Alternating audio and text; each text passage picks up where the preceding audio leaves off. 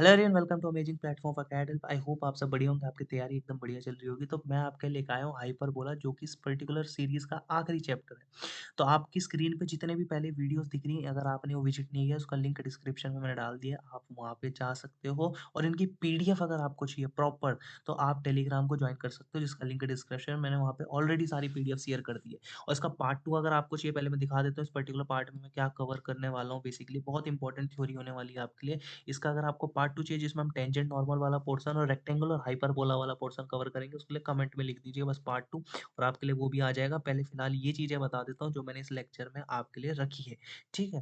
तो सबसे पहले स्टार्टिंग करते हैं बेसिक से, जो हमने पैराबोला में एक बार डिस्कस कर लिया, just for the revision purpose हम फिर से देखते हैं। तो आपको याद था second degree 2D general equation बनती थी वहाँ पे हम डेल की वैल्यू कैलकुलेट करते थे। कैसे करते थे? डिटरमिनेंट के अंदर एबीसी, एचजीएफ इस तरीके से करते थे। और उसका जो फॉर्मूला होता था A B C plus two F G H minus A F square minus B G square minus C H square होता था।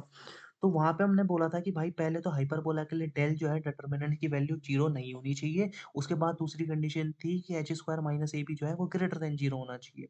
ठीक है। अब हाइपरबोला की क्या डेफिनेशन होती है कि इस वो ये उन सारे पॉइंट का लोकस होता है जिसकी डिस्टेंस किसी एक फिक्स पॉइंट और फिक्स लाइन से जो होती है वो ई के बराबर होती है। ऑब्वियसली एसेंट्रिसिटी सारे कोनिक में पड़ा है। और इस पर्टिकुलर और जो हाइपरबोला होता है उसके लिए जो एसेंट्रिसिटी होती है वो एक से ज़्यादा होती है। ठीक है। ये फिगर थोड़ा-सा डरावना लग सकता है आपको, पर I will try to explain you each and every terms. बस आपको थोड़ा-सा पेशेंस रखना है। अब सुनो हुआ क्या? सबसे पहले तो स्टैंडर्ड इक्वेशन क्या होती है हाइपरबोला की स्टैंडर्ड इक्वेशन होती है X square by A square minus Y square by B square equal to 1। अब सुन लीजिए मेरे भाई, जो यहाँ पे ये एक्स एक्सिस है इसका नाम होता है ट्रांसवर्स एक्सिस, जिसके अलोंग बेसिकली वो हाइपरबोला होगा। जैसे मैं इलिप्स में बात करता हूँ तो वहाँ पे अगर इलिप्स ऐसा वाला बन जाता था उसे मैं मेजर एक्सिस बोलता था। तो इस बार किसके अलोंग बना है? वो ट्रांसवर्स एक्सिस है। और जो उसकी अपोजिट वाली है उसे हम क्या बोलेंगे? कंजुगेट एक्सिस बोलेंगे। ठीक है, पहली का नाम ट्रांसवर्स, दूसरी वाली का नाम कंजुगेट। ठीक है। अब सुनो मेरी बात, सिंपल बात है। आपके पास ये hyperbola X square by A square minus Y square by B square equal to 1। अब सोचो y की वैल्यू आप 0 डालो, ये पूरा फैक्टर 0 हो जाएगा। तो X square is equal to A square, यानी X equal to plus minus है, यानी a कॉमा 0 और माइनस a कॉमा 0, तो इसके कोऑर्डिनेट होंगे आराम से। अच्छा, फोकस के कोऑर्डिनेट क्या होते हैं भाई इसमें? ए ई कॉमा 0 और यहाँ पे भी ए ई कॉमा 0। यहाँ पे जो डायरेक्ट्रिक्स होती है, अब क्योंकि e की वैल्यू 1 से ज़्यादा है, a में अगर कोई भी ऐसा नंबर डिवाइड करोगे जो 1 से ज़्यादा होगा, तो a से उसकी वैल्यू कम हो जाएगी, तो a से थोड़ा पीछे आ जाएगा। तो डायरेक्ट्रिक्स की इक्वेशन क्या होगी? x equal to A by E, X is equal to minus A by E. तो ये दोनों डायरेक्ट्रिक्स की इक्वेशन है। एक और फॉर्मूला याद रख लो आप, लेटस रेक्टम की लेंथ का टू बी स्क्वायर बाई ए। इस वाले हाइपरबोला के लिए जो लेंथ होती है लेटस रेक्टम की, वो होती है two B square by A. Auxiliary circle क्या होता है? एक ऐसा सर्कल जिसमें ये जो ट्रांसवर्स एक्सिस के जो एंड पॉइंट्स है बेसिकली, है ना, उसको अगर हम डायमीटर मान के सर्कल बनाते हैं तो उसे ऑक्सिलरी सर्कल बोलते हैं। तो ऑक्सिलरी सर्कल की इक्वेशन है कि X square plus Y square is equal to A square. Simple बात है, क्योंकि रेडियस यहाँ से यहाँ तक मान लीजिए ए है।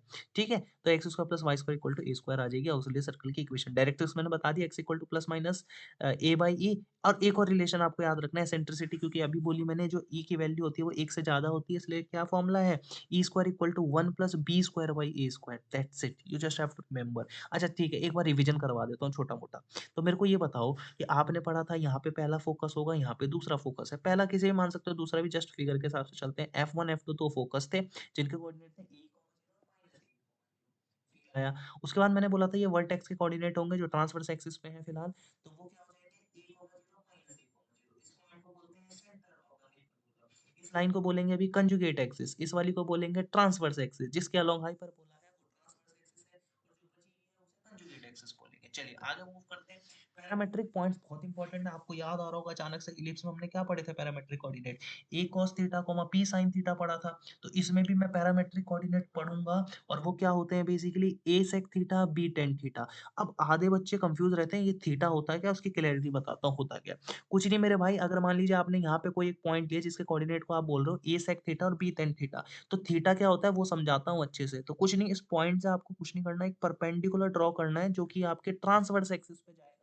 जहाँ पे भी पॉइंट मिलेगा इस पर्टिकुलर पॉइंट से आपको एक ऐसा टेंजेंट ड्रॉ करना है जो सर्कल के लिए टेंजेंट हो। बेसिकली एक ऐसा टेंजेंट ड्रॉ करना है जो सर्कल का टेंजेंट हो। तो जिस भी पॉइंट पे ये आपका मिलेगा, उस पर्टिकुलर पॉइंट को अगर मैं ओरिजिन से जोड़ दूं, तो what ever the angle it will form, let us suppose that this is forming an angle theta. अगर ये एंगल थीटा बना रहा है, तो इस पर्टिकुलर पॉइंट का जो ये वाला एंगल थीटा है ना, पैरामेट्रिक एंगल जिसे बोल लो, मतलब क्या बोलते हैं पैरामेट्रिक पॉइंट का जो एंगल है बेसिकली वो भी थीटा हो जाएगा। यानी क्या समझा? बच्चे कहाँ पे कन्फ्यूज़ रहते हैं, बच्चे सोचते हैं कि इस P पॉइंट को अगर मैंने ओरिजिन से जोड़ा तो जो ये एंगल थीटा होगा क्या? नहीं, होता क्या है P पॉइंट से परपेंडिकुलर ड्रॉ करना है, जिस पॉइंट पे ट्रांसवर्स एक्सिस को मिलेगा उस पॉइंट से बेसिकली टेंजेंट डालना है।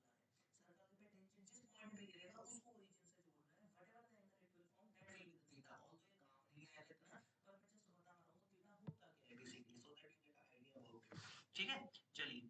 और क्वेश्चन बन भी सकता है, ऐसा नहीं है, क्या पता काम आए बढ़िया तरीके से, है ना? तो फोकल डिस्टेंस की अगर मैं बात करूँ, फोकल डिस्टेंस का नया कंसेप्ट है, उसे क्या बोलते हैं? मान लीजिए आपके पास ये हाइपरबोला है। अब सिंपल बात है, फोकल डिस्टेंस आपको पता ही लग रही है, फोकस से डिस्टेंस किसी एक पॉइंट की, that is I am interested in finding the value of PS1 obviously. मेरे को पता है PS अपॉन PL का जो रेशियो है वो E होता है किसी भी फिक्स पॉइंट का, किसी लाइन से जो डिस्टेंस है बेसिकली वो कितना होगा, एक्सेसिटी E के बराबर होगा। क्या मैं PL को अगर इधर लेके गया तो PS is equal to E into PL हो जाएगा।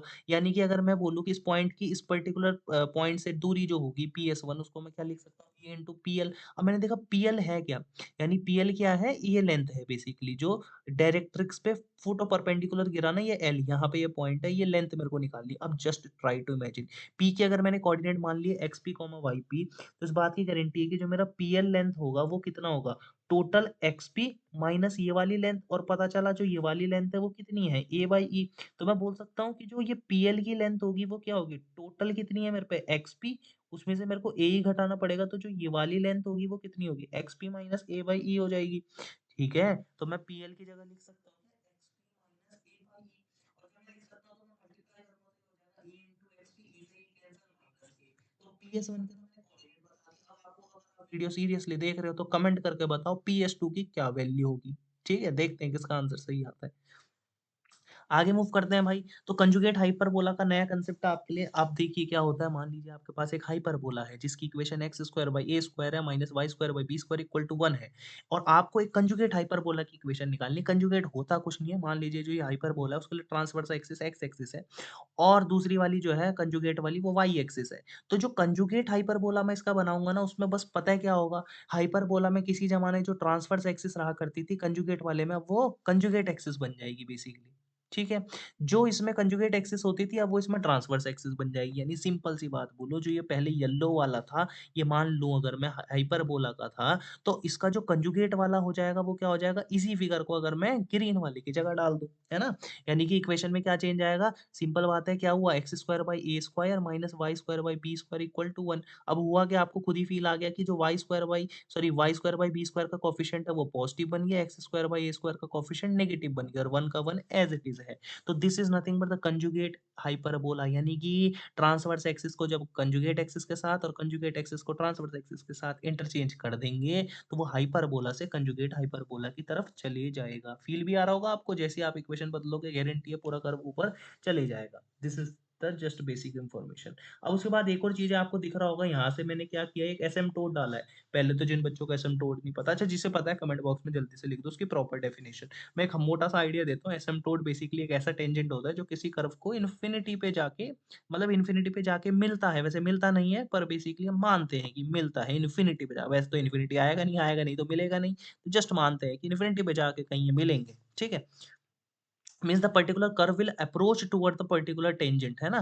अप्रोच ही करता रहेगा बस वो, क्योंकि इन्फिनिटी आएगा नहीं तो मिलेगा नहीं। अब मैं बात करता हूँ हाइपरबोला और कंजुगेट हाइपरबोला की, तो क्या प्यारी चीज याद रखनी है, they both share a pair of asymptote. वो दोनों एक पेयर ऑफ एसिम्प्टोट को शेयर करते हैं, मतलब कि एक जो मैंने y is equal to B by A X, जो भी आपके सामने मान लीजिए ये टेंजेंट की इक्वेशन है आपके लिए, ये इसके लिए भी टेंजेंट का काम करेगी। तो हाइपरबोला और कंजुगेट हाइपरबोला दोनों एक पेयर ऑफ एसिम्प्टोट को क्या करेंगे?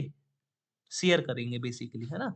तो और मान लेते हैं एक और बहुत इंपॉर्टेंट रिलेशन आपको याद रखना है। मैं मान लेता हूँ कि जो हाइपरबोला है उसकी एसेंट्रिसिटी E1 है और कंजुगेट हाइपरबोला की एसेंट्रिसिटी E2 है। तो मेरे भाई एक रिलेशन होता है, याद रखना, 1/E1 का स्क्वायर प्लस 1/E2 का square equal to 1, that's it.